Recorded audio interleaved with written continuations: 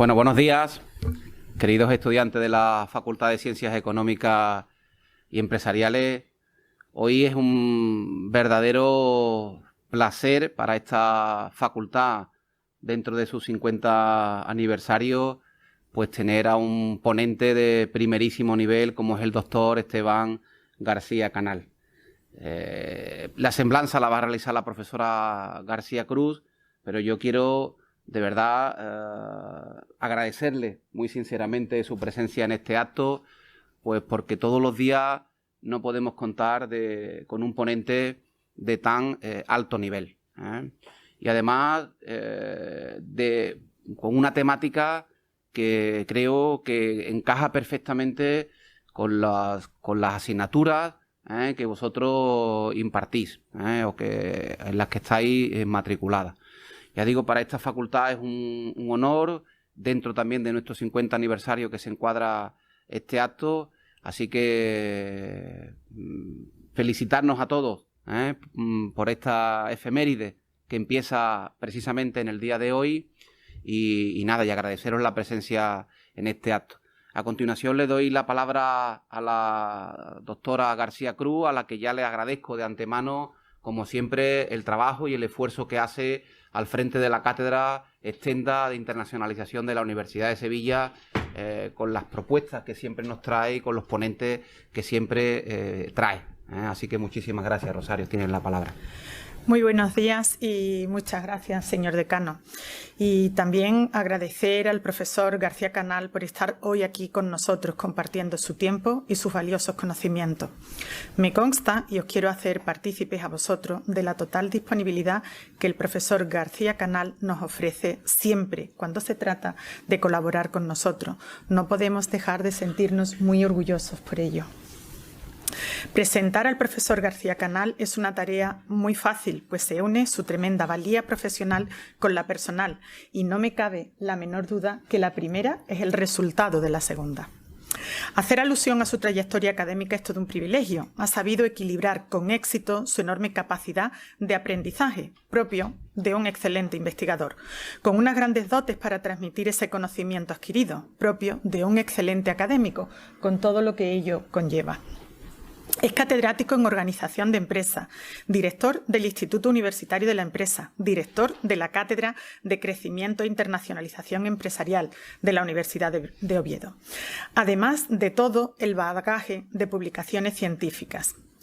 Pues todo ello ha logrado conseguirlo y llevarlo a cabo al mismo tiempo que ha construido, desarrollado y consolidado toda una red de relaciones, de compañeros, colegas que se han convertido en amigos y que es una de sus principales fuentes de ventaja competitiva. El trabajo que ha desarrollado para alcanzar todos estos hitos ha sido impecable, serio y comprometido, que en definitiva yo creo que son las características que mejor le definen como persona. Para poder disfrutar hoy de esta conferencia, el resultado al que hemos llegado ha sido un esfuerzo conjunto entre la Cátedra de Internacionalización de la Universidad de Sevilla, pero también del 50 aniversario de la Facultad de Ciencias Económicas y Empresariales, que está aquí representado por su ilustrísimo señor decano Antonio Navarro, quien nos ha apoyado, no ahora, sino siempre, en todas aquellas actividades que llevamos a cabo, y más esta que forma parte del ciclo de conferencias del 50 aniversario. Para nosotros también es un orgullo formar parte de esa actividad y desde aquí le agradecemos sinceramente la capacidad de trabajo que tiene y la capacidad de entrega. Le damos nuestra más sincera enhorabuena por todo el trabajo que está realizando. Y ya no me demoro más y dejo mi turno de palabra, aunque antes quiero agradeceros a todos vosotros que hayáis podido acudir presencialmente al evento y a todos aquellos que, aun queriendo acudir, no han podido hacerlo como consecuencia de las limitaciones del aforo, pero se encuentran online. Así que a todos vosotros, muchas gracias. Esteban, muchas gracias. Y Antonio, muchas gracias. Gracias, Rosario.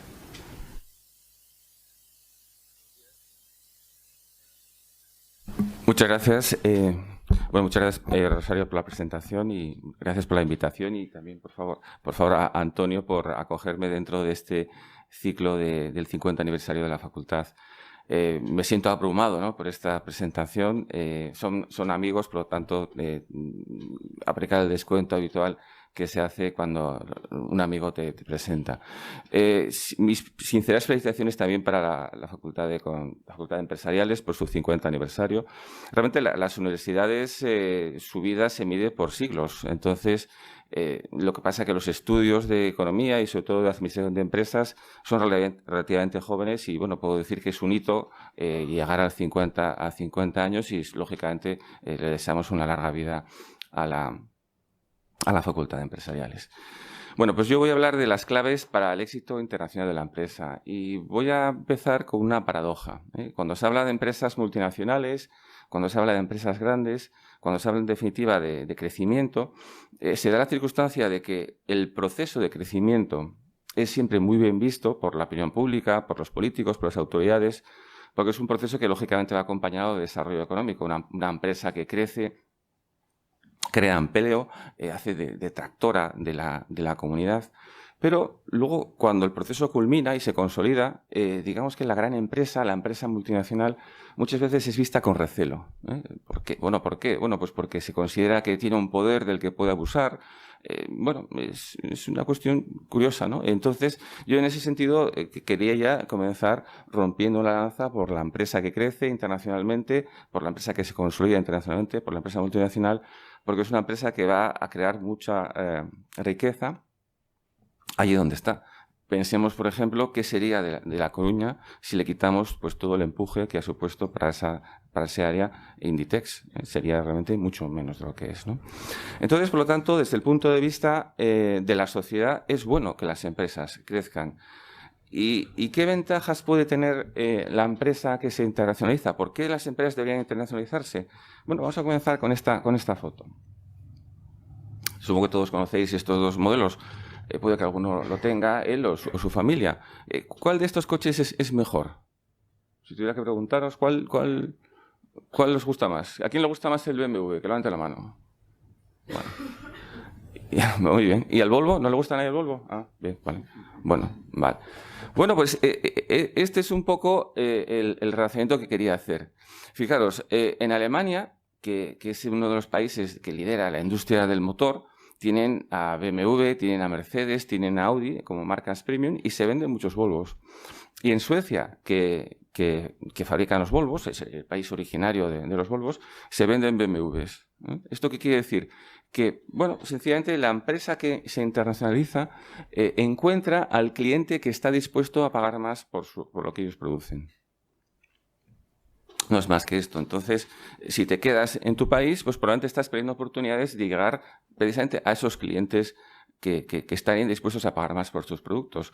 Esto no pasa únicamente en el sector del automóvil. Pensad, por ejemplo, en el mundo de los vinos espumosos, pues marcas de champán consolidadísimas, como puede ser Mondón, como puede ser la Viuda de Clicquot, pues venden prácticamente toda su producción, casi todo lo venden fuera de Francia. ¿Por qué? Bueno, porque básicamente se paga más fuera de ahí.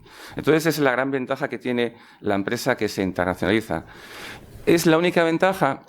No, hay más ventajas adicionales que os comento aquí en la pantalla. Lógicamente, tienes más economías de escala, a la hora de abastecerte de componentes y de materias primas, pues tienes más poder de compra. Estar en el exterior te da una perspectiva diferente, identificas oportunidades, accedes a recursos que están en el extranjero y luego también puedes planificar a escala internacional el uso de tus recursos, localizando las actividades allí donde más te interesa. ¿De qué país es IKEA? Suecia. Bueno, pues si vais a fijaros, sus cuarteles generales están en Holanda. Es una empresa que culturalmente la podemos identificar como sueca, pero sus cuarteles generales están en Holanda. ¿Por qué? Porque les compensa más por temas fiscales. Es decir, que son ventajas adicionales que tienen las grandes empresas, o las empresas multinacionales que pueden localizarse ahí donde les compensa más. Pero el motivo inicial siempre es buscar a ese cliente que está dispuesto a pagar más por lo que tú haces, ¿no? Entonces, desde ese punto de vista, pues todas las empresas deberían intentar la internacionalización, aunque no siempre sucede así. Lo que vamos a hacer hoy en esta pequeña charla voy a hablar sobre todo de 3 claves que pueden acelerar, que pueden optimizar el desarrollo internacional de la empresa. Pero primero voy a comentar los que son las condiciones necesarias para que una empresa pueda internacionalizarse. Y esas condiciones necesarias son 2. Primero, que la empresa quiera internacionalizarse. Y segundo, que la empresa pueda...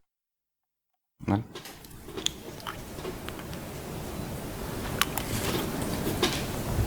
Pero es que hay empresas que querrían no crecer. Pues curiosamente hay empresas que no quieren crecer. Y es así. O sea, es decir, hay empresas que se asustan un poco ante los riesgos que pueden derivarse del proceso de internacionalización.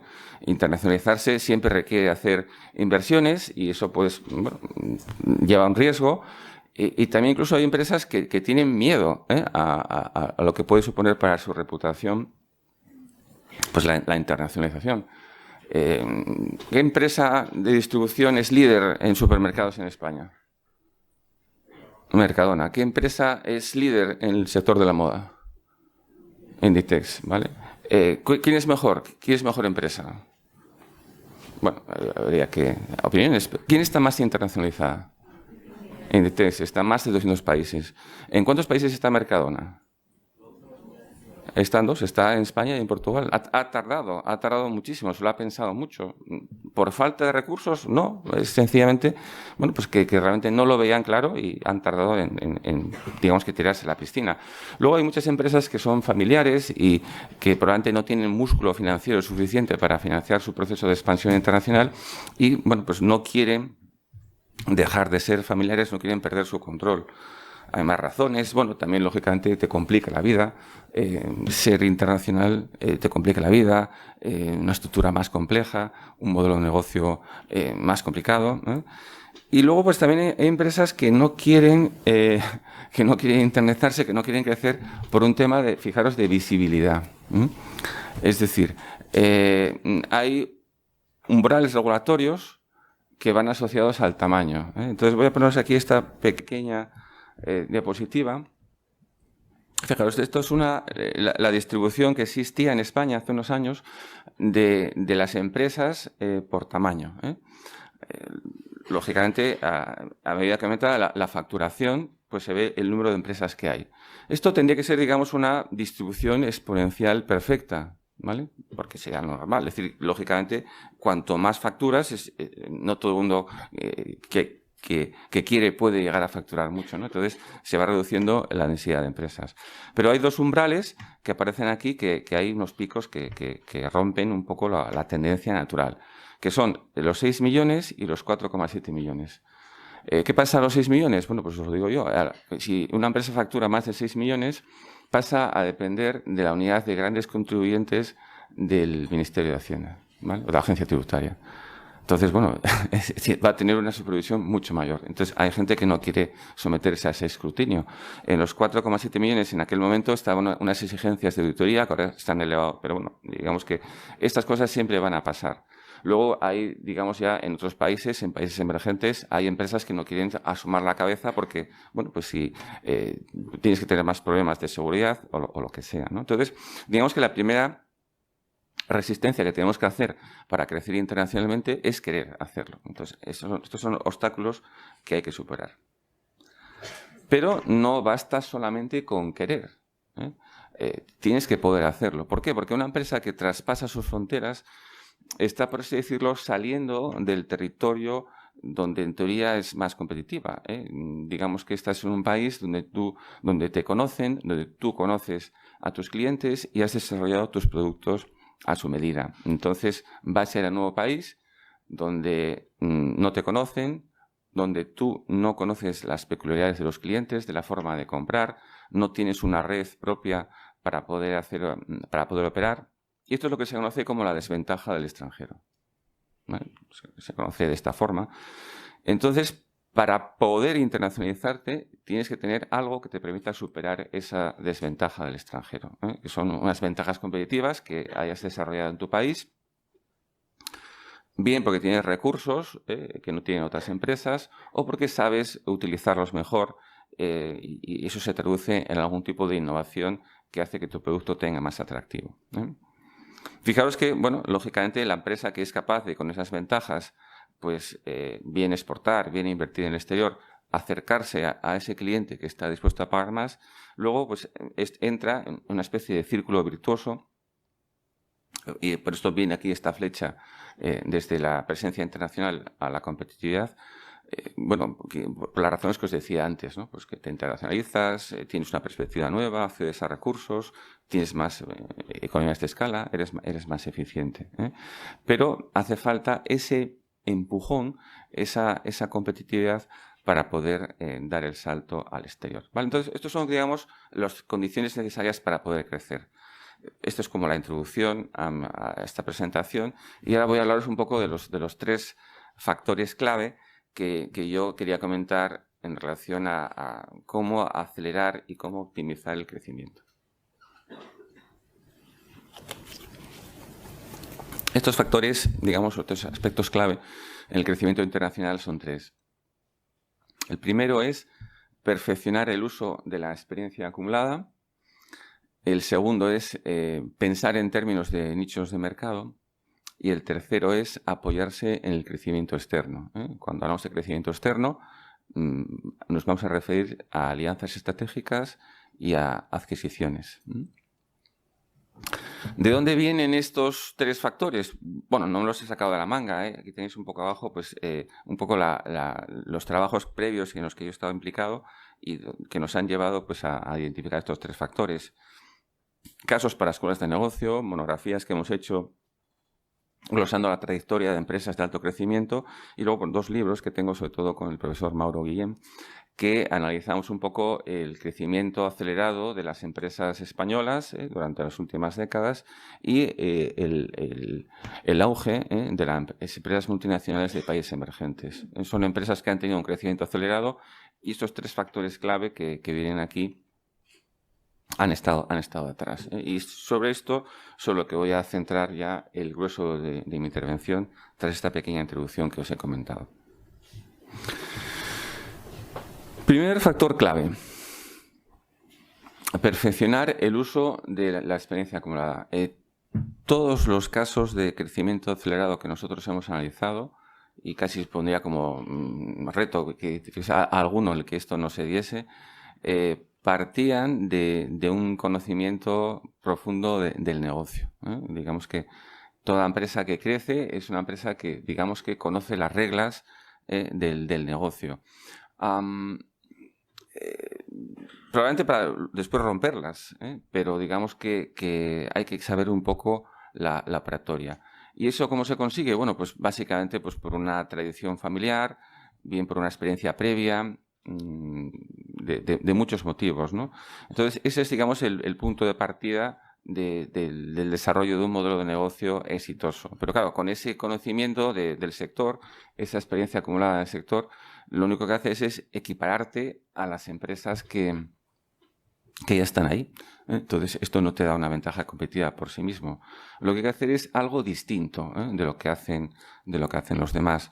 Entonces, bueno, pues la forma de hacer algo distinto sería apoyarse en otros 2 factores que vienen aquí. Primero es estar siempre perfeccionando el modelo de negocio para ser más eficiente y más rápido en los plazos de entrega. El cliente siempre te va a valorar que le entregues el producto, que el producto le llegue más rápido y con una forma más eficiente. Pero sobre todo el cliente lo que te va a valorar es que adaptes el producto a lo que él necesita, ¿vale? Esa es la razón por la cual en Alemania se venden Volvos. Hay gente que valora mucho la seguridad, ¿vale? ¿Y por qué en Suecia se venden BMWs? Bueno, porque hay gente que le gusta conducir, ¿vale? Y como sabéis, los BMWs se conducen bien, ¿eh? Bueno, pues entonces, digamos que una empresa que está, digamos, actuando al mismo tiempo sobre estos 3 factores, acumulando experiencia, desarrollándola, siempre tratando de mejorar la eficiencia y lo que le da al cliente, es una empresa que está en un círculo virtuoso del que si lo tienes bien afinado, es muy difícil salir. Podría poneros muchísimos ejemplos, pero voy a poneros uno que lo vais todos a entender porque seguro que lo vivís en vuestra vida cotidiana. ¿Por qué Inditex ha triunfado tanto? Bueno, pues Inditex ha triunfado tanto porque le ha dado la vuelta un poco al mundo de la moda.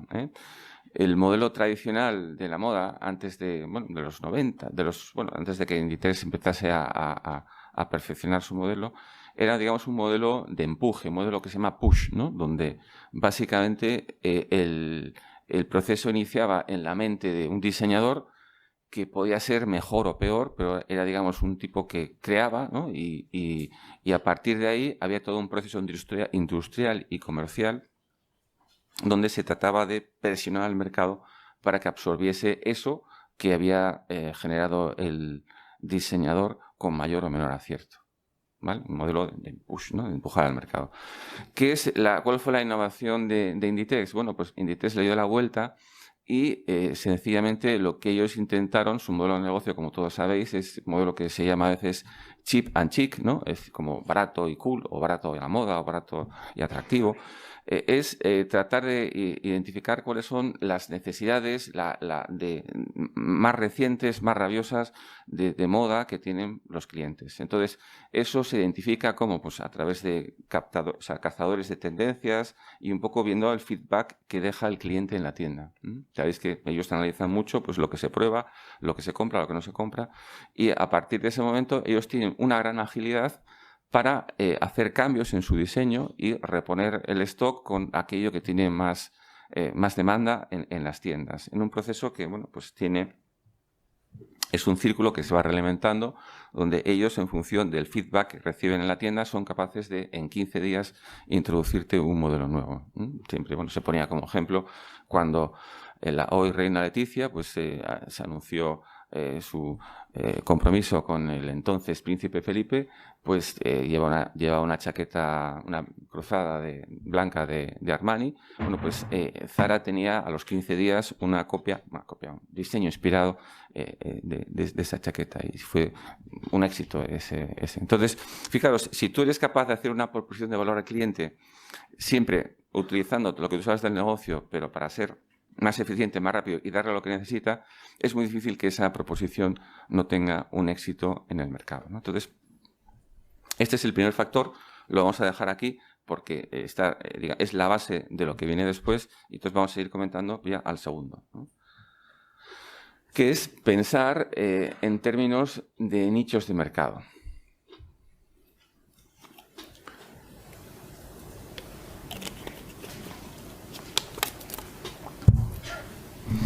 Bueno, nichos de mercado, que sabéis, básicamente un nicho es un conjunto homogéneo de consumidores cuyas necesidades, digamos que no están satisfechas por los generalistas, ¿no? Por las empresas generalistas que se dirigen al conjunto del mercado, ¿no? Claro, ¿por qué es importante para una empresa que se plantea internacionalmente pensar en nichos? Bueno, pues por una razón muy sencilla, porque digamos que las empresas tienen una historia detrás y su oferta se construye a partir de atender las necesidades particulares que hay en ese mercado. Pues digamos, Inditex es una empresa que surge en el año 75. Son años en los que, digamos que en España, bueno, se estaba desarrollando la economía, había en los 80 hubo crisis económicas, entonces digamos que básicamente ellos veían que si querían vender moda, pues tenían que hacer algo que fuese atractivo, pero con un coste bajo, ¿no? Entonces, bueno, al final ellos se fueron centrando un poco en ofrecer una moda similar a lo que estaba triunfando, pero a un precio más asequible. ¿Qué sucede? Bueno, pues que siempre hay nichos de mercado en otros países que van a valorar lo que tú haces, ¿vale? Un poco pues lo que os decía, que incluso que pueden valorarlo más incluso de lo que lo haces tú, ¿eh? De hecho, fijaros que cuando no sé si os acordáis que, bueno, igual sois ya se hace tiempo, pero hubo una temporada en la que en las etiquetas en Zara te ponían el precio en euros o en dólares o en diferentes monedas, ¿no? Y entonces la gente que si hacía el ejercicio de calcular la equivalencia, se veía que no cuadraba, o sea, que no era una traducción automática, ¿eh? ¿Y eso a qué se debía? Bueno, porque ellos discriminan precios, ¿no? Ellos discriminaban mercados. Entonces, en los mercados donde veían que estaban más fuertes, cobraban más, y en los que estaban menos, cobraban menos. Entonces, es por eso que veis un poco, normalmente fuera de España se cargaba un precio superior. Fijaos en todo lo que os decía siempre de encontrar ese cliente que paga más. Pensar en nichos también es más fácil hoy en día porque hoy en día es más fácil producir en series cortas, hay nuevas tecnologías de producción que bueno, te permiten producir pocas cantidades eficientemente. Y la gran ventaja que tiene pensar en nichos es que vas a competir siempre que vayas fuera contra los líderes del mercado, pero no vas a competir con sus mismas armas. Vas a intentar atacarles en el flanco donde son más débiles. Y eso no te impide que tú después puedas llegar a ser generalista. Y luego, realmente también hoy en día, bueno, no quiero entrar en el terreno de Rosario, ¿no? Pero bueno, el marketing hoy en día es muy fácil segmentar campañas de marketing dirigidas exclusivamente al segmento que te interesa, ¿no? ¿Quién es el cantante que está más de moda hoy en día, de que se habla más? Carmen. A ver, que ha sacado un vídeo hace poco que ha creado cierta polémica. Tangana, ¿no? Bueno, Tangana es una persona que sabe llegar muy bien a utilizar muy bien las redes sociales y fijaros, pues si Tangana quiere aumentar su conocimiento por parte del mainstream, va al hormiguero con Pablo Motos. Pero si quiere ser líder de descargas un día en Spotify, ¿qué es lo que hace? Va a hablar con Ibai Llanos, ¿vale? Que es, digamos, el streamer, ¿no? que te genera pues, más audiencia. Entonces, eso es un uso muy inteligente de las redes sociales. De hecho, pues, yo creo que se puede aprender mucho de marketing de redes sociales y marketing de nichos, viendo cómo actúan, yo creo que los cantantes que tienen éxito. Bueno, esto es un ejemplo de cómo tú puedes fácilmente con redes sociales hacer llegar tu mensaje al público que te interesa. Entonces, digamos que lo que hacen muchas empresas es, lógicamente, dirigiéndose al mismo nicho, aunque igual en un mercado no haya suficiente número de consumidores, agregando todos los nichos en todos los países, tienes un segmento de mercado rentable, ¿no? Voy a poner aquí un ejemplo. Aquí tenemos una empresa que seguro que no conoce nadie, se llama Plastiken. No la conoce nadie, bueno, es una empresa de la Comunidad Valenciana, bueno, pues que tenía mucha experiencia en lo que es los productos plásticos y fabricaba, bueno, pues como veis, productos como estos, ¿no? Pues cubos recogedores, el cubo de la fregona, bueno, estaban bien hechos, pero con esto no vas a ninguna parte. Entonces, lo que le faltaba era encontrar un nicho donde realmente lo que ellos sabían hacer tuviese recorrido. Entonces, sin dejar de hacer esto, encontraron una nueva oportunidad de mercado en esto, en lo que es el mueble de exterior, terrazas, beach clubs, todo esto, ¿no? Nightclubs, ¿no? Entonces, básicamente lo que hicieron fue, con la tecnología que ellos conocían de manejar plásticos, hacer muebles de exterior, Se rodearon de diseñadores muy buenos, como Javier Mariscal. Esto que tenéis aquí abajo a la derecha, que es como un macetero, pero también puede ser un taburete, una mesa, una mesita, se llama Adán. Bueno, Adán. Bueno, nada, es un diseño de una arquitecta que se llama Teresa Sapey, que es muy buena y realmente es uno de sus productos más conocidos. Pero fijaros que tienen, por ejemplo, pues aquí tenéis esto que está muy bien, ¿no? Para estar en una pool party, ¿no? Por ejemplo, ¿no? Algo así, ¿no? Entonces, se llama Daybed, ¿no? Entonces, está muy bien, ¿no? Aquí tenéis la terraza de un hotel en Shanghái, un hotel diseñado por Norman Foster y con elementos, aquí tenéis el Adán, Esto es un balneario, que si alguien quiere conocerlo, está en Asturias. Las Caldas, ¿vale? Fijaros, todo y esto no está en Asturias, esto está en Beverly Hills, Entonces, es también... O sea, fijaros que esta empresa, básicamente, al darle ese giro a la oferta que ellos tenían, encontraron que lo que sabían hacer, rodeados del diseño de sus colaboradores y sus capacidades de producción, pues ha conseguido llevarlo pues a todo el mundo, ¿no? Entonces, esta empresa se ha convertido en lo que podríamos llamar como un jugador global de nicho, ¿vale? Es una empresa que que con sus capacidades para orientadas a un segmento desatendido, pues ha podido crecer internacionalmente y que es en un negocio que es muchísimo más rentable que el negocio inicial en el que estaban. Que eran pues los cubos y todo esto, ¿no? Entonces esa es, digamos, una de las posibles estrategias que podríamos sacar a relucir en cuanto se trata de pensar en nichos. Identificar un nicho que más o menos te permite crecer internacionalmente y apostarlo todo por ahí, ¿vale? Ahora voy a hablaros de otra empresa. Igual no la conocéis, o sí la conocéis, aunque debería. Haier es una empresa cada vez más conocida porque quizás en España tradicionalmente no ha tenido mucha penetración, pero os puedo decir que es la número 1 del mundo en electrodomésticos. Era hasta hace unos años la marca más vendida, y desde que compró hace unos pocos años la división de electrodomésticos de General Electric es la líder indiscutible mundial. Es una empresa china y es una empresa que tuvo unos orígenes pues muy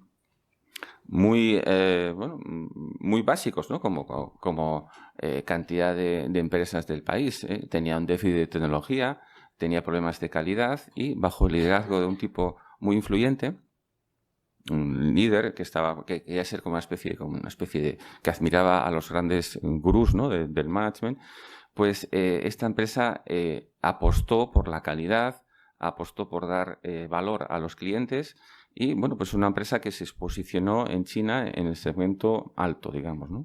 Y era todo a partir de darle al cliente más de lo que les daban los demás, ¿no? Entonces, era una empresa en la que, por ejemplo, pues para que se una idea, en China había gente que utilizaba, bueno, claro, China es muy grande y hay núcleos rurales donde se hacen cosas raras, ¿no? Entonces había gente que utilizaba las lavadoras para, pues lavar los vegetales, ¿no? O cosas así.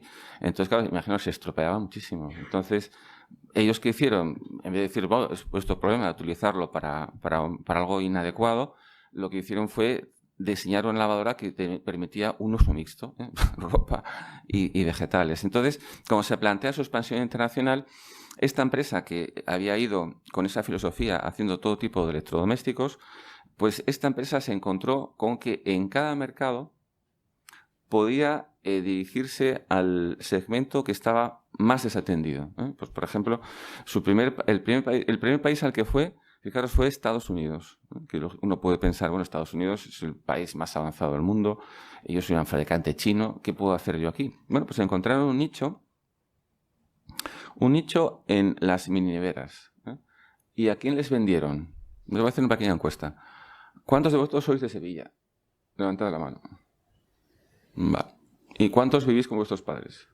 Prácticamente todos los que sois de Sevilla, ¿no? Entonces, bueno, es lo normal en España, pero en Estados Unidos nadie se queda en casa de los padres cuando va a la universidad. Incluso aunque vayan a la universidad de su ciudad o de su entorno. Y todos van, pues eso, a colegios mayores, a residencias. Entonces, digamos que estas mini neveras apenas se fabricaban porque eran poco rentables para las grandes marcas. Entonces ellos entraron ahí muy fuertes en una alianza con Walmart y hicieron una nevera que se vendía por muy pocos dólares en Walmart y arrasaron con esto. En Europa pues entraron con aparatos de aire acondicionado, que eran más baratos y más funcionales que en otros países. En algunos países emergentes había problemas muchas veces con la electricidad, igual los tenemos aquí dentro de poco, pero que ahí era muy habitual. Entonces ellos diseñaban electrodomésticos que eran robustos ante posibles caídas de tensión y cosas por el estilo. Entonces ellos siempre eran capaces de encontrar en cada país ese segmento y entrar ahí, ¿no? Entonces, con el tiempo, bueno, pues con esa capacidad de innovación, fijaos, aquí tenéis otro ejemplo de la capacidad de innovación de esta gente, ¿no? Una máquina para lavar calzado deportivo, ¿no? Seguro que algunos de vosotros habéis metido las zapatillas deportivas en la lavadora alguna vez y os han quedado, bueno, bien, pero bueno, magulladas, ¿no? Pues esto es una máquina que te lo hace y no te las limpia igual, pero no quedan así, ¿no? Entonces, esto es, digamos, lo que podríamos llamar otra estrategia de pensar en nichos, que es la estrategia que yo llamo del discriminador. Una empresa que tiene esa capacidad para encontrar siempre un nicho de mercado en el que va a tener más facilidad para penetrar, ¿no? sin tener que enfrentarse a los competidores más establecidos. Que por otra parte, como os decía, pues pensar en nichos no te impide con el tiempo que puedas llegar a ser un generalista, es decir, dirigirte al conjunto del mercado, como por ejemplo pues ha pasado ahora con Haier. Aquí se ha perdido por el camino la diapositiva que tenía. Pasamos entonces ya al tercer aspecto clave, que es el apoyo en recursos de otras empresas, ¿vale? Este apoyo en recursos de otras empresas, normalmente, lógicamente, ubicadas en el exterior, en los países o países en los que queremos entrar, se puede hacer bien a través de alianzas, a través de adquisiciones. ¿Conocéis las diferencias entre un tipo y otro? Alianzas, adquisiciones. Bueno, básicamente la principal diferencia que existe entre alianzas y adquisiciones son... Bueno, la similitud es que con ellas tú puedes utilizar los recursos que tienen otras empresas en tu propio beneficio. La diferencia está en que con las alianzas lo que haces es llegar a un acuerdo con esa empresa sin comprarla para hacer un uso coordinado de los recursos. Entonces, es un contrato que te obliga a coordinarte en el futuro, pero la empresa que te cede los recursos es tu socio y tienes que coordinarte con él, ¿vale? En el caso de la adquisición, lo que haces es comprar la empresa y pagar todo lo que vale. Entonces, la ventaja que tiene la adquisición es que, bueno, pues te haces con la empresa y haces lo que quieras con ella, pero tienes que pagarla todo lo que vale la empresa en su conjunto. Y es una operación que no se puede deshacer, ¿vale? En el caso de la alianza, pues tú puedes llegar a utilizar los recursos del socio, pues que firmas un contrato, creas una sociedad con él, pero es una operación que se puede deshacer y tú no vas a pagar por el 100% de lo que vale esa empresa, ¿no? Entonces son como las dos opciones que hay. ¿Cuál es mejor? Bueno, pues vamos a ver un poco aquí sus peculiaridades, ¿no? Las alianzas son, lógicamente, un instrumento muy socorrido para la empresa que quiere internacionalizarse. Porque, fijaros, si recordáis un poco este círculo virtuoso de la internacionalización, pero que tenía un requisito importante, que era el ser capaz de tener unas ventajas competitivas para poder triunfar en el exterior, pues resulta que las alianzas te pueden permitir, con socios de tu país, mejorar tu competitividad, porque el socio te aporta tecnología, te aporta algún tipo de capacidad que hace que tu producto sea más atractivo. Puedes aliarte con un socio en el país en el que quieres entrar y entonces, bueno, pues accedes de forma preferente a sus clientes porque ese socio te cede su red de distribución, te ayuda a rediseñar el producto para que sea más atractivo para el país, ¿no?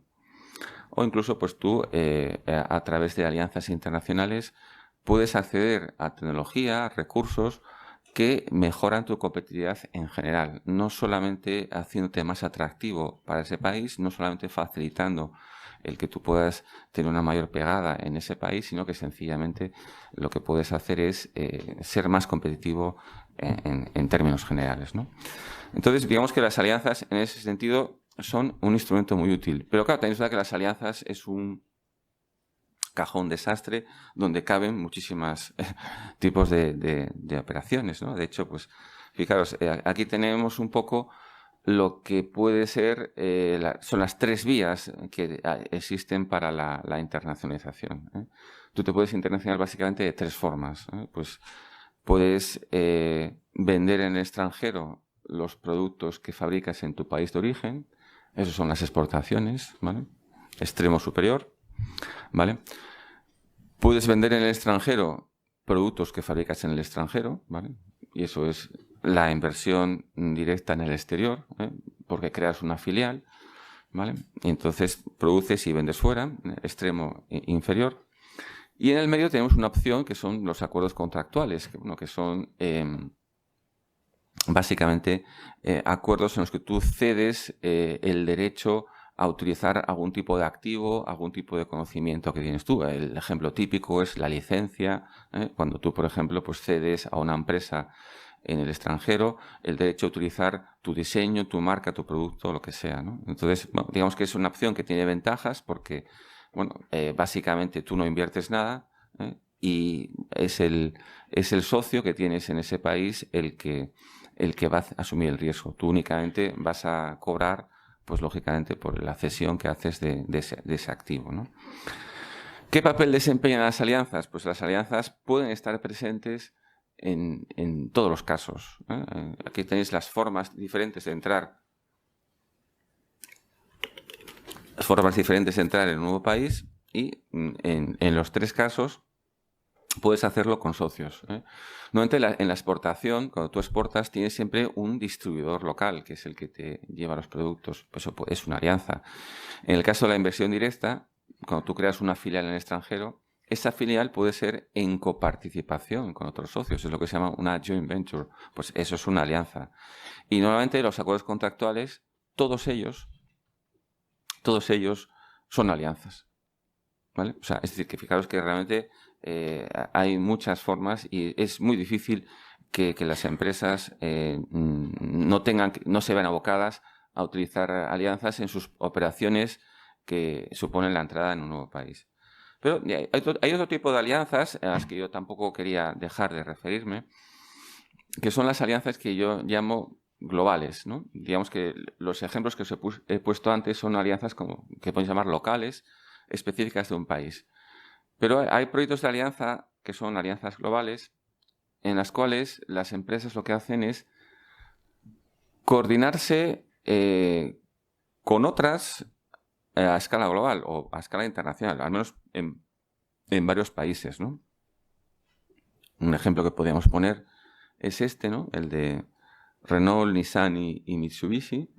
Son 3 compañías de automóviles que, por así decirlo, no es que se repartan en el mundo, porque más o menos están presentes en todos los mercados, pero diseñan conjuntamente plataformas, es como el esqueleto de los automóviles, y luego esas plataformas cada uno de ellos las adapta pensando más en un mercado, aunque luego ellos puedan estar en todos los países. Pues por ejemplo Renault siempre en sus productos piensa más en el mercado europeo, y Nissan y Mitsubishi piensan más en el mercado americano y en el mercado lógicamente asiático, ¿no? Entonces ese tipo de alianzas, claro, tienen, digamos, un efecto mucho más rápido en la internacionalización.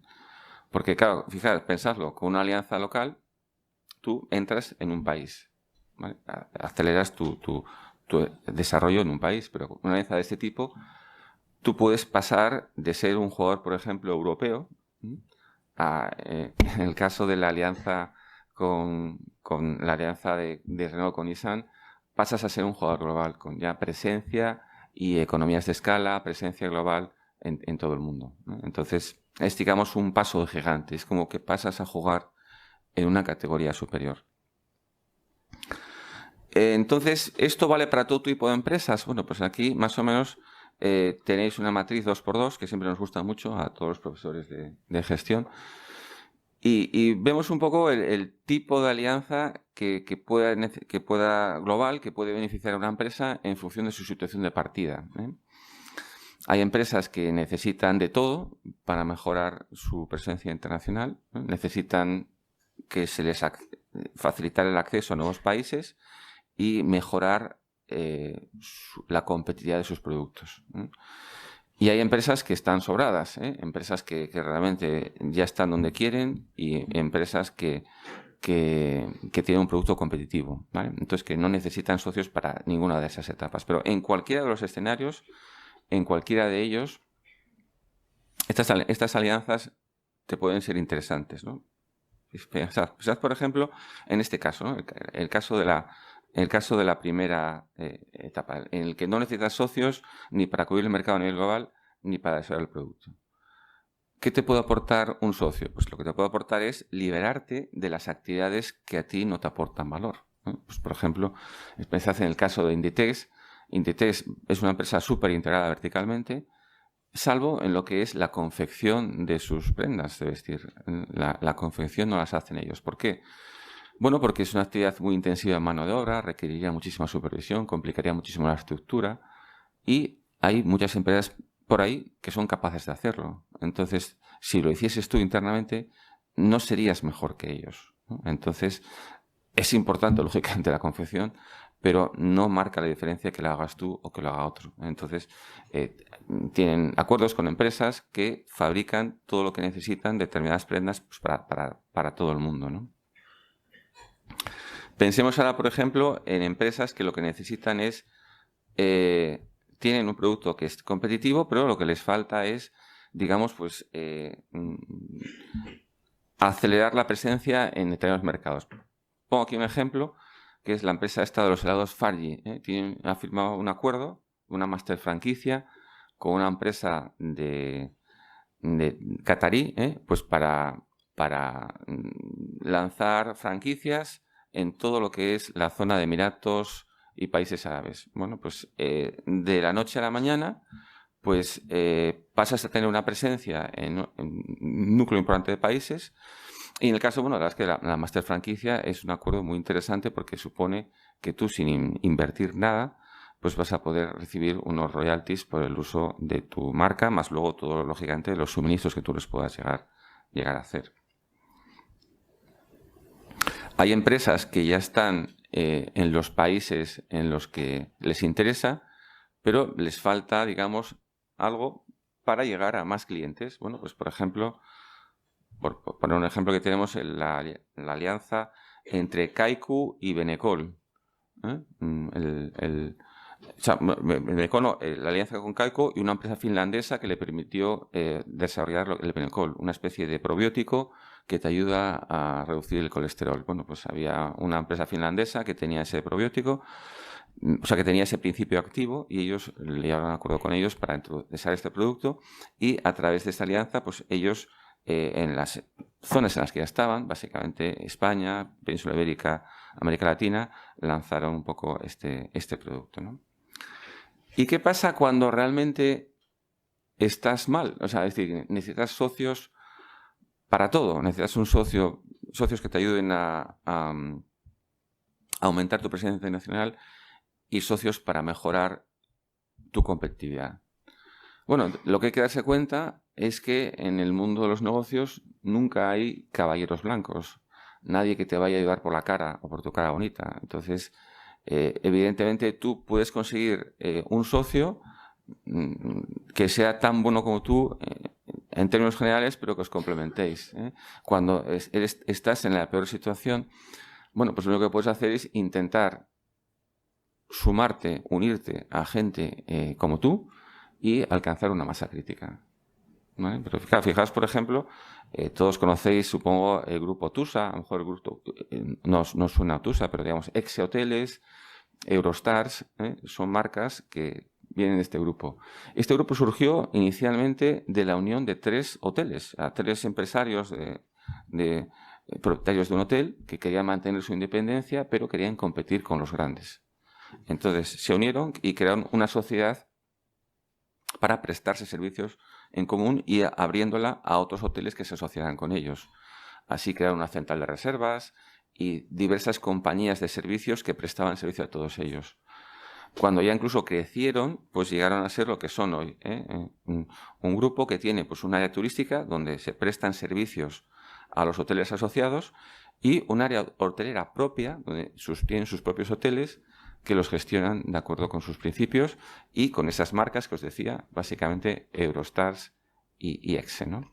Entonces, en ese sentido, bueno, yo quería un poco ver que realmente las alianzas en ese sentido pues pueden ser una vía muy interesante para acelerar la expansión internacional.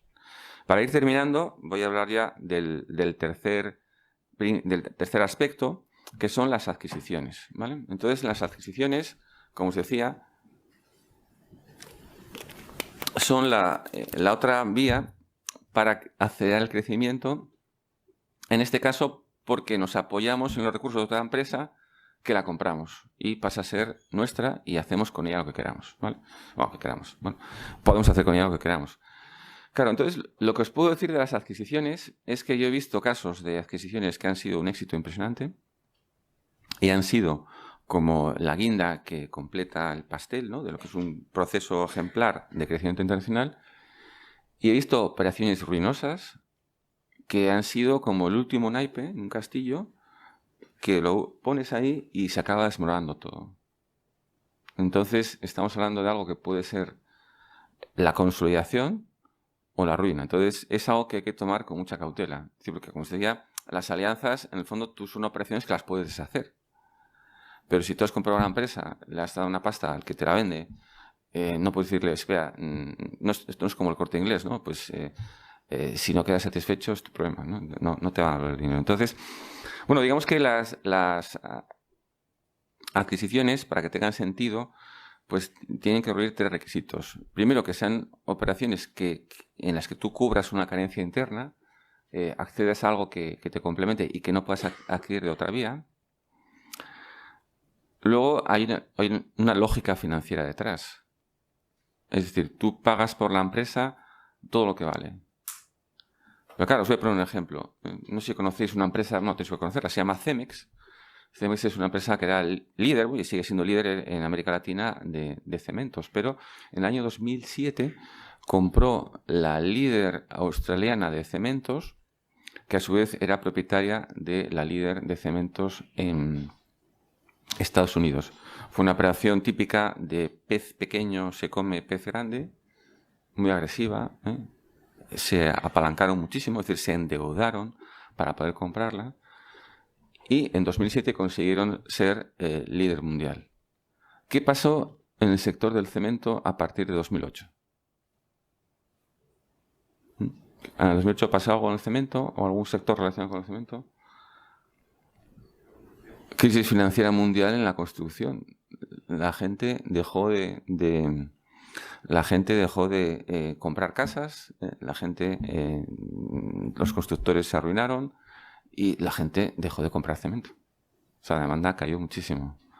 Entonces compraron, se endeudaron en el peor momento. Entonces les pasó a nivel corporativo lo que les pasó a muchas familias. Se encontraron con que la deuda que ellos tenían era mayor que el activo que habían comprado.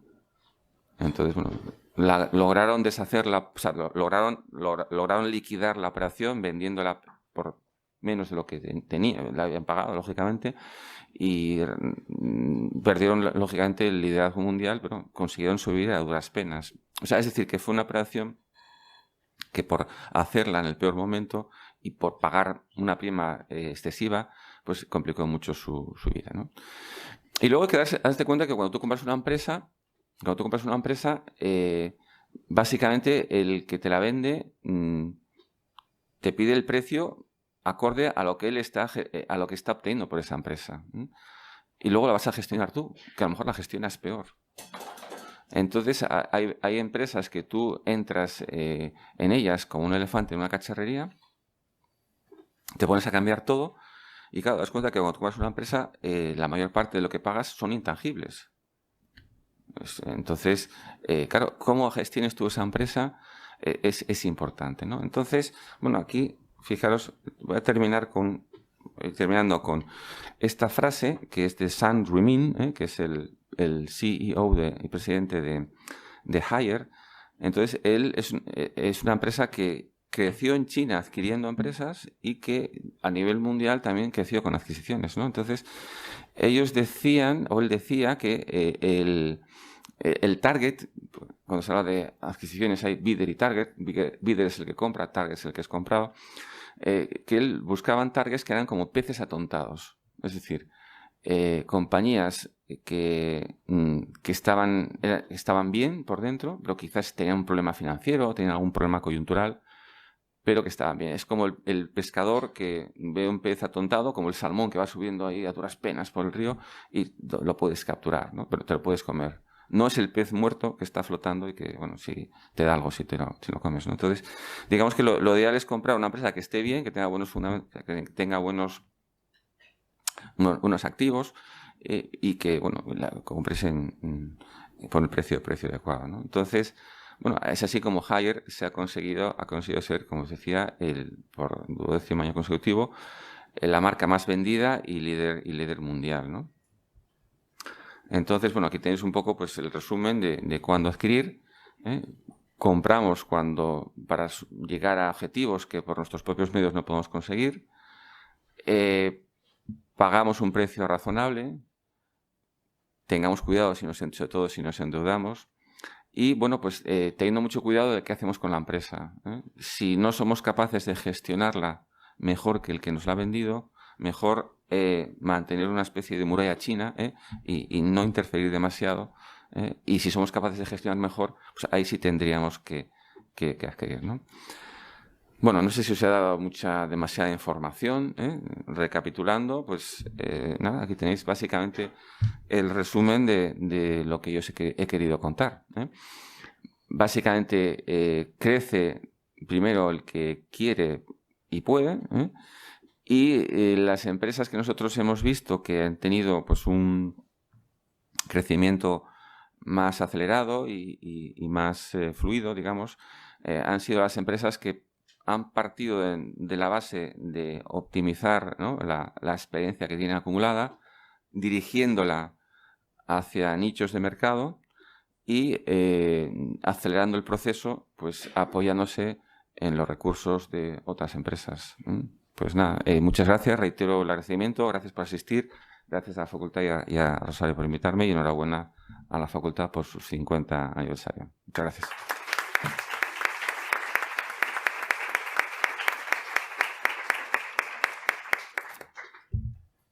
Rosario, tú moderas por favor la pregunta. Muchas gracias, nos ha encantado. Bueno, ¿alguno de vosotros tiene alguna pregunta? Sí, me habían dicho que ya había preguntas por ahí, ¿verdad?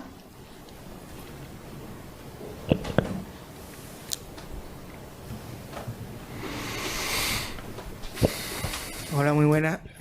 ¿Ya? Sí. Bien. Yo me gustaría preguntarte si conoces el caso de alguna empresa en la que el proceso de internalización haya fracasado. Vamos a ver. Hay empresas que se han visto, o sea, que han sido, por ejemplo, muy ambiciosas en su proceso de internacionalización y esto les ha pasado factura, ¿no? Entonces, bueno, yo sé de casos, por ejemplo, típico de los años 70, empresas españolas de pantalones que se fueron a Alemania y fueron a Alemania con los pantalones que vendían en España, que la estatura media en España ya está a unos 75 y la media en Alemania era unos 85, no los compraba nadie, ¿no? Entonces, ha habido empresas que han cometido errores en su internacionalización por no haber pensado bien a dónde se dirigían. Y quizás lo que sí ha habido casos ha sido pues empresas que se han internacionalizado y en algún momento pues han perdido un poco el norte. No quisiera dar tampoco casos de muchos, pero voy a poner un ejemplo. O sea, en los años 80 en España, pues si tú preguntabas a la gente cuál era la empresa de moda mejor gestionada, nadie te hubiera dicho que Zara, ¿no? De hecho, pues por ejemplo, no sé si, bueno, que igual sois demasiado jóvenes, pero ¿alguno se acuerda de una serie o les suena una serie que se llamaba Corrupción en Miami? Bueno, pues en esa serie, fijaros, en esa serie, que era como una especie de policía school, ¿no?, que iban a la moda y conducían coches de Ferraris y todo, pues pagando, lógicamente, hubo una temporada en la que la ropa que llevaban estos policías, Sonny Crockett, ¿no?, y tal, era Adolfo Domínguez. Es decir, Adolfo Domínguez era una empresa que tenía mucho más prestigio que Zara en ese momento. Y bueno, es una empresa que, fijaros, ahora se internacionalizó, pero en un momento determinado tú pierdes tu capacidad para bueno, seguir lanzando productos innovadores, tu modelo de negocio se queda obsoleto. Y entonces, bueno, claro, si tienes una estructura internacional muy, muy fuerte, bueno, pues entonces puedes tener problemas. Lo que comenté también en el caso, por ejemplo, de Cemex. O sea, en casos de empresas que han tenido que, por una mala decisión, sí, evidentemente, Lo que no cabe duda es que el mundo empresarial es un mundo en el que si te metes una pata, pues lo acabas pagando.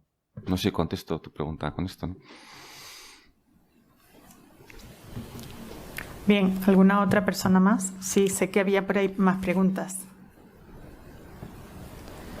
Elena, aquí. Venga, gracias.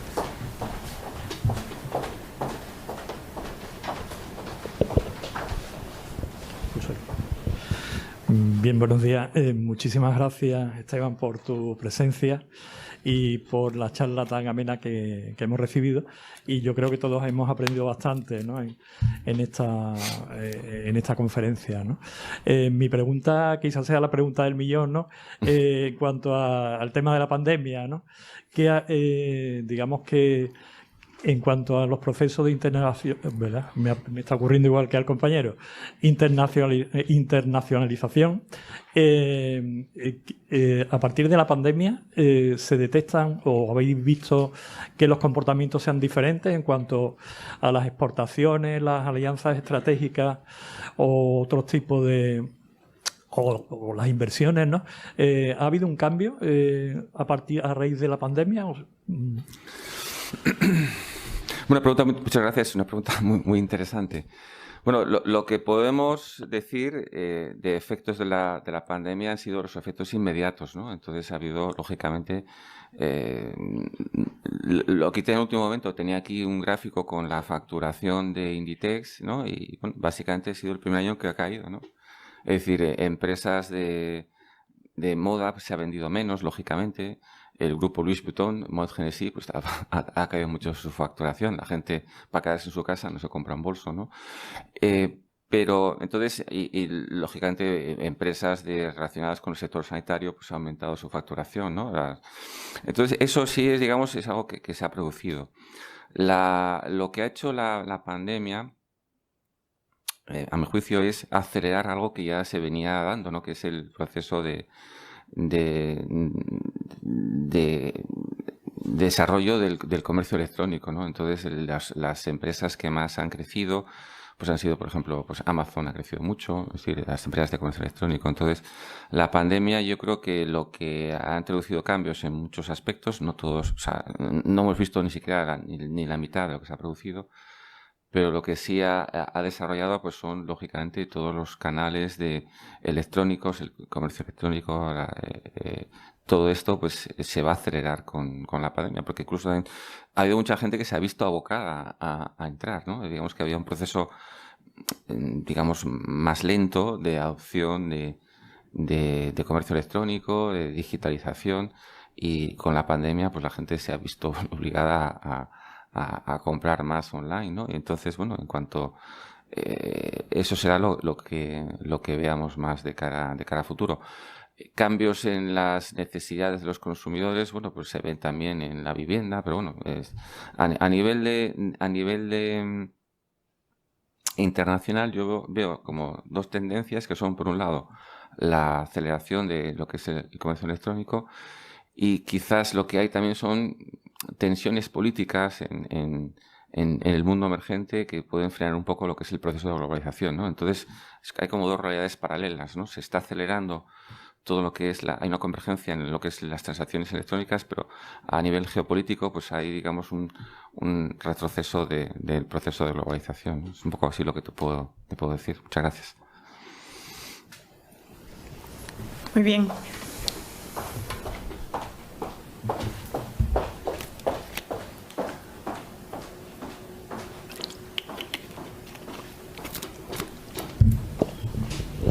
Muy buena.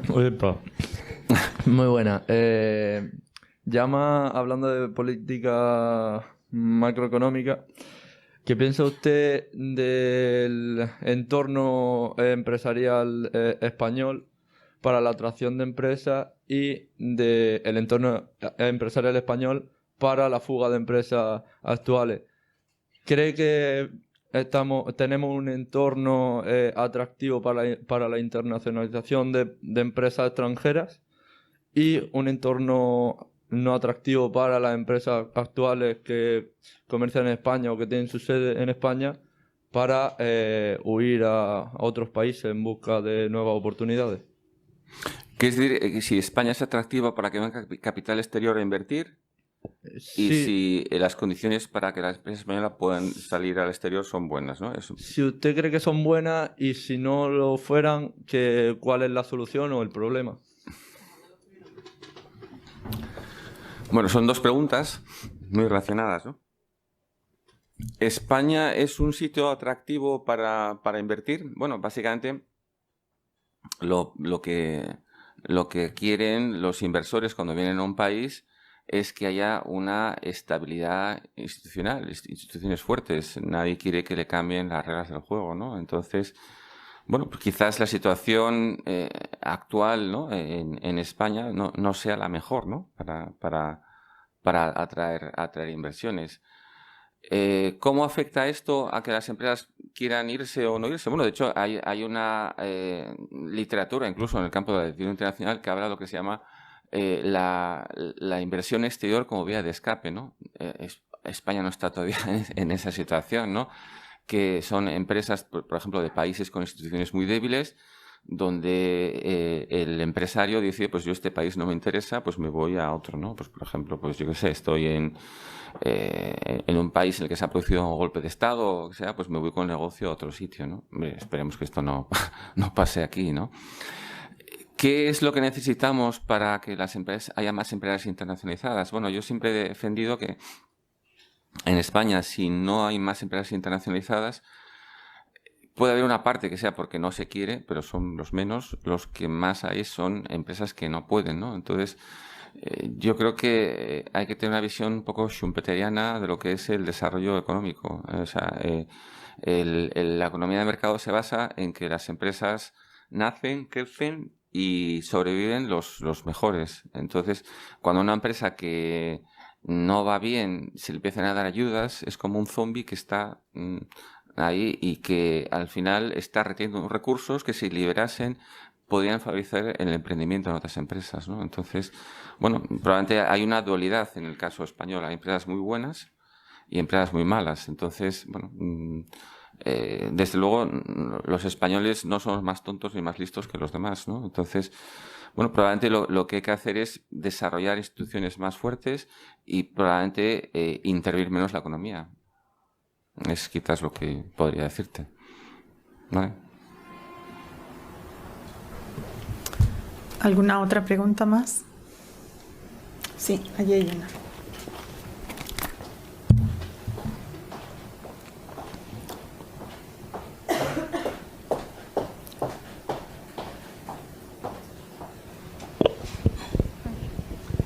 Yo era en relación a lo que ha comentado antes usted sobre que cree que ahora el comercio electrónico es una de las grandes tendencias después de la pandemia, que si cree entonces que esto sería como una nueva estrategia de las empresas de cara a internacionalizarse, que en vez de a lo mejor buscar una empresa que les interese para integrarse en un mercado nuevo, que busquen a lo mejor, yo qué sé, vender por Amazon en ese país o vender a través de un marketplace o alguna plataforma que sepan que es potente en ese país.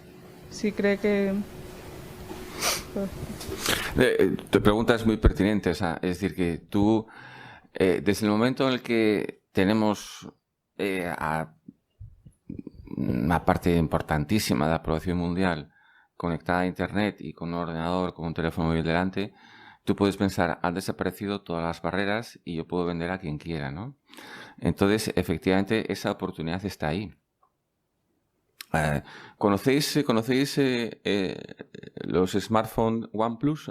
¿Os suenan? ¿Quién tiene OnePlus? ¿O quién los conoce? Que levante la mano. Vale, bueno, es un producto para entendidos. Es decir, el OnePlus es un caso de éxito de una empresa que ha conseguido en un año de existencia vender 1 millón de teléfonos móviles. Y todo con una infraestructura mínima en China y un par de almacenes, uno en Europa y otro en Estados Unidos.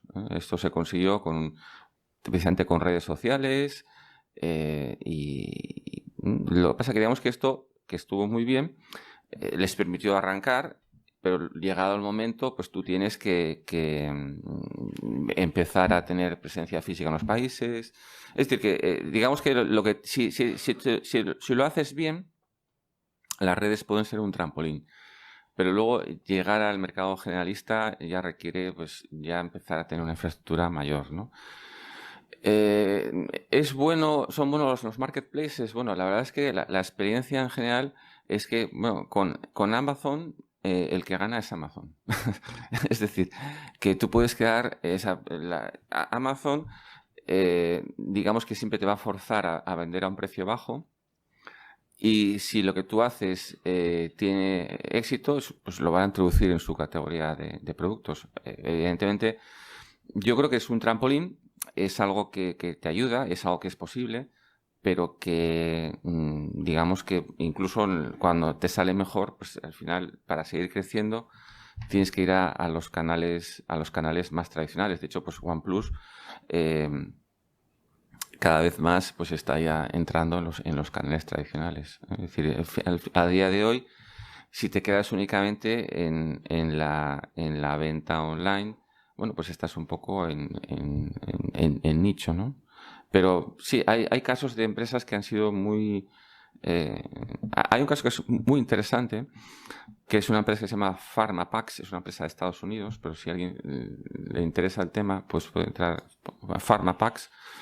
Es una empresa que, digamos, fue capaz de engañar al sistema de Amazon, porque era una empresa que se dedicaba a ofrecer productos de farmacia light, ¿no? De productos de droguería y todo esto, y lo vendían online. Pero ellos básicamente lo que hacían era no tenían una oferta continua de productos, sino que lo que estaban haciendo era, por así decirlo, enterarse de todo lo que se vendía a nivel de saldos y para hablarlo y luego venderlo en internet muy barato, ¿no? Entonces, bueno, a través de esto se dieron a conocer y acabaron creando su propia infraestructura web, ¿no? Entonces, los marketplaces están bien, yo creo que los marketplaces son el equivalente en el comercio electrónico a lo que supone la exportación indirecta en la expansión internacional.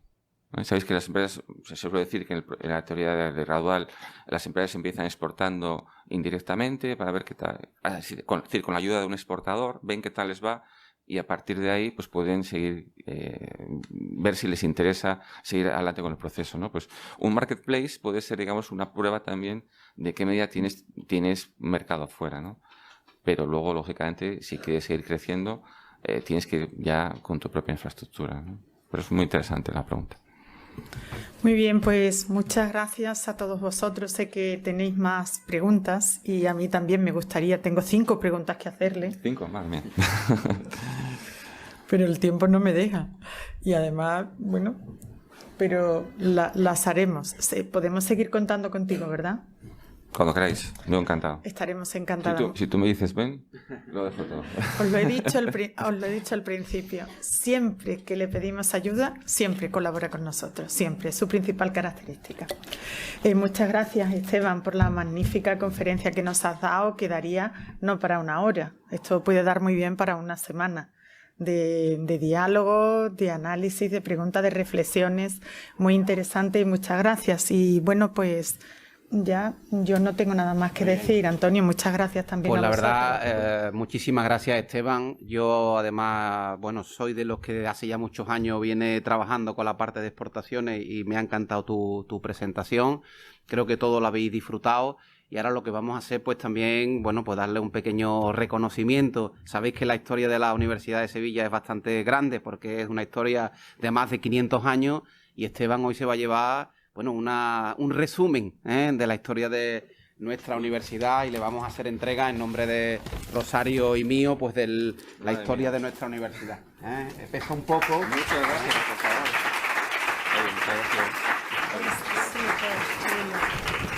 Le vamos a entregar, bueno, un pequeño...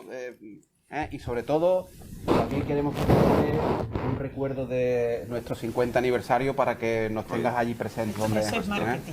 Esto efectivamente, somos de marketing y... Perfecto. Oye, y muchísimas gracias por tenernos aquí. Muchas gracias.